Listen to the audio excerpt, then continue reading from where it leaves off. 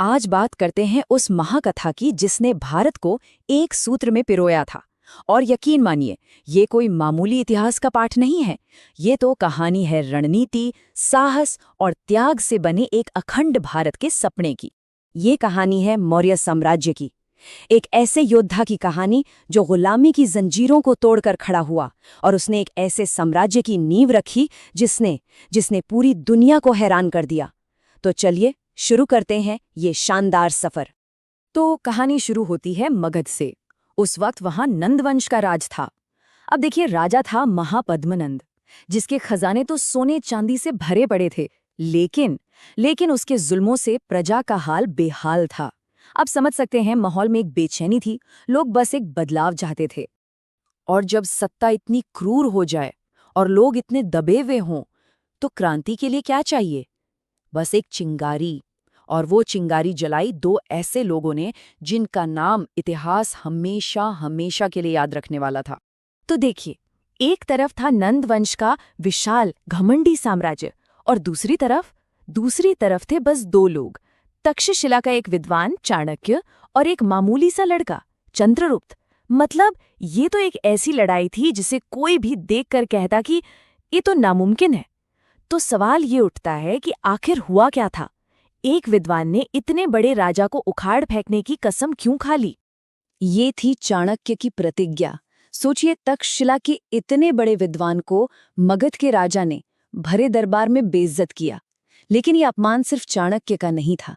ये अपमान एक क्रांति की शुरुआत बन गया। एक व्यक्तिगत बदला एक राष्ट्र के निर्माण का कारण बन गया।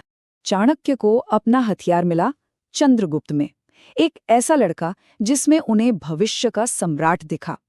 और उन्होंने चंद्रगुप्त को सिर्फ तलवारबाजी नहीं सिखाई, नहीं, उन्होंने तो उसके दिमाग की तलवार को धार दी। उसे रणनीति, कूटनीति, राजकाज हर चीज में माहिर बनाया। उसे एक सम्राट के तौर पर गढ़ा। तो अब मंच पूरी तरह से तैयार था। एक तरफ चाणक्य का जबरदस्त दिमाग और दूसरी तरफ चंद्रगुप्त का दमदार नेतृत्व। इन दोनों की जोड़ी अब निकल पड़ी थी नंदवंश की उस विशाल सेना को चुनौती देने, जिसे हराना नामुमकिन माना जाता था। और चाणक्य की रणनीति क्या कमाल की थी। उन्होंने दुश्मन के घर में ही सेंध लगा दी, भ्रष्ट अधिकारियों को खरीदा, जासूसों का ऐसा जाल बिछाया कि देखते ही देखते नंदवंश का वो विशाल साम्राज्य ताश के पत्तों की तरह ढह गया। लेकिन देखिए, एक साम्राज्य को जीतना एक बात है और उसे बनाना वो कहीं ज्यादा मुश्किल काम है। कहानी अभी खत्म नहीं हुई थी। पश्चिम से एक नई चुनौती आ रही थी, सेल्यूकस निकेटर, वही सिकंदर महान का महत्वाकांक्षी सेनापति। चंद्रगुप्त ने सेल्यूकस को युद्ध में बुरी तरह हराया, लेकिन यहां भी चाणक्य की दूरदर्शिता देखिए। इस जीत का अंत एक शानदार शांति संधि में हुआ। ये कोई मामूली समझौता नहीं था। इसने एक ताकतवर दुश्मन को रिश्तेदार बना दिया, सहयोगी बना दिया। पश्चिम के साथ व्यापार और संस्कृति के दरवाजे खुल गए। और इसी संधि के चलते एक यूनानी राजदूत मौर्य दरबार में आया, जो हमें इस साम्राज्य की एक ऐसी झलक देने वाला था जो किसी ने पहले नहीं देखी थी। तो चलिए अब मौर्य साम्राज्य को एक बाहरी नजर से देखते हैं। सेल्यूकस का राजदूत मेगास्थनीज जब पाटलिपुत्र पहुंचा तो उसने जो कुछ देखा उसे अपनी किताब में लिख लिया। अब जरा सोचिए, एक यूनानी जिसने सिकंदर की दुनिया देखी थी, उसे चंद्रगुप्त का भारत कैसा लगा होगा? क्या वो हैरान हुआ होगा? खुशकिस्मती से हमें इसका जवाब मेगास्थनीज के लेखों में मिलता है। मेगास्थनीज ने इंडिका नाम की एक किताब लिखी।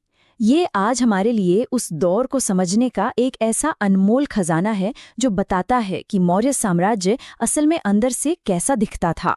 और मेगास्थनीज ने जो देखा वो सच में हैरान करने वाला था। उसने पाया कि समाज 7 अलग-अलग वर्गों में बटा हुआ है। सम्राट की सुरक्षा कौन करता है? महिला अंगरक्षक। शाही जुलूसों में भव्य सजे धजे हाथी होते थे। और राजधानी पाटलिपुत्र, वो तो एक शानदार शहर था।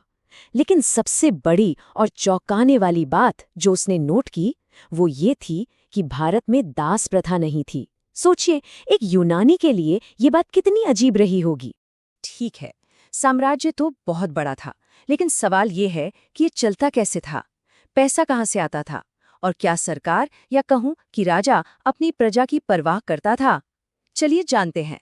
मौर्य साम्राज्य की आर्थिक व्यवस्था बहुत ही सोची समझी थी। मतलब इनकम के कई सोर्स थे।